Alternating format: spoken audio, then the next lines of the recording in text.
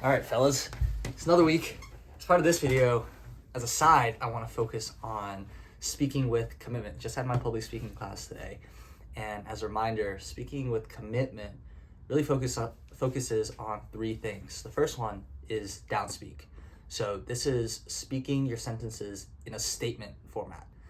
And you can imagine ending your sentences in a period as opposed to ending your sentences with a comma or a question mark.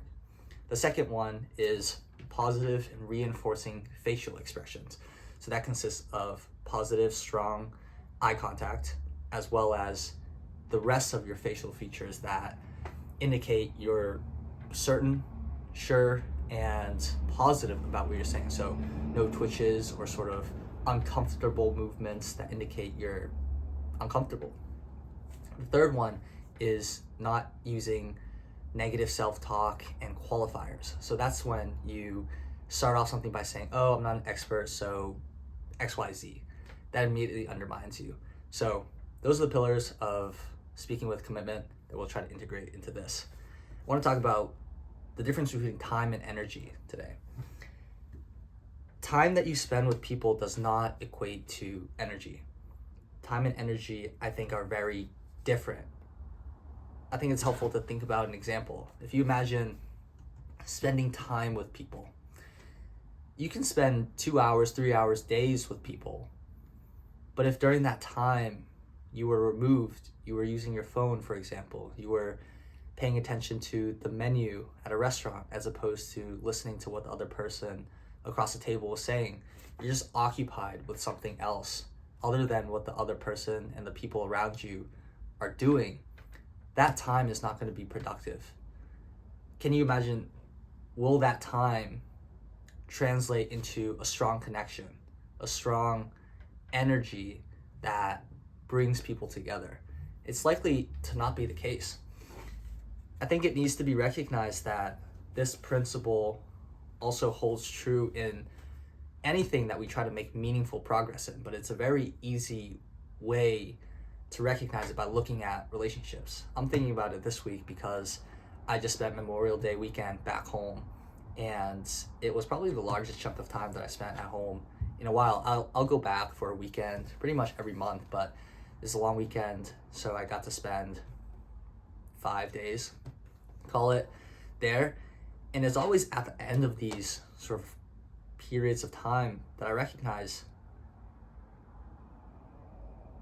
the speed at which the time went by forces me to think whether or not that period of time was well spent.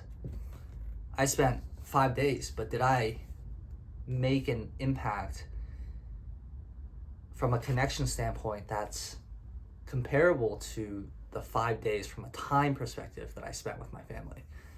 A lot of times, I hate to admit it, it doesn't quite get there. You know, I spent a certain number of time there, a certain number of days, but I don't always feel like I'm present enough to reap the benefits and improve upon the connection that time is meant to do. I remember posting a video a year ago now, more than a year ago now, when I was studying abroad in London.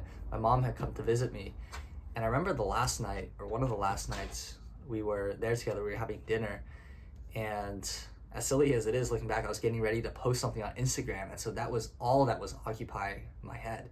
Wasn't really focused on her, what we were doing, and it was only until she left that I realized, one, how silly that was, but two, the differences between time and energy. Yeah, we had dinner, we had spent that whole trip together, but I didn't give my energy so that the connection was really established and felt. In life, you know, you can imagine this with the projects that you work on.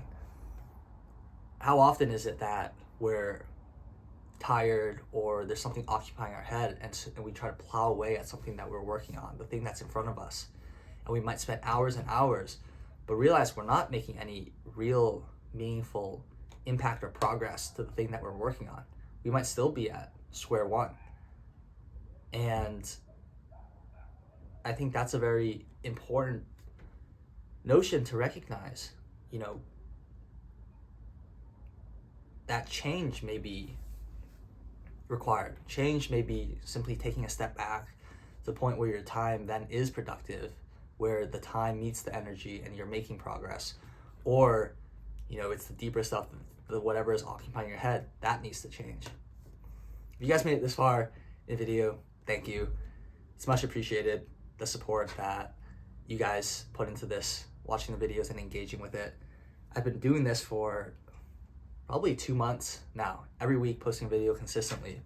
And it's been a really cool format to get out some of the thoughts that I'm thinking about. You guys, if you've stayed long enough, know these are thoughts that I have on a week-to-week basis, and I bring them to life here. I'll revisit some of the stuff that I write in my journal and speak about the most relevant things for me. And I really want this place to be a place for thought. So if you guys have one, drop in the comments so someone can have a new perspective. Anyways, we'll see you guys next week. Have a fantastic weekend.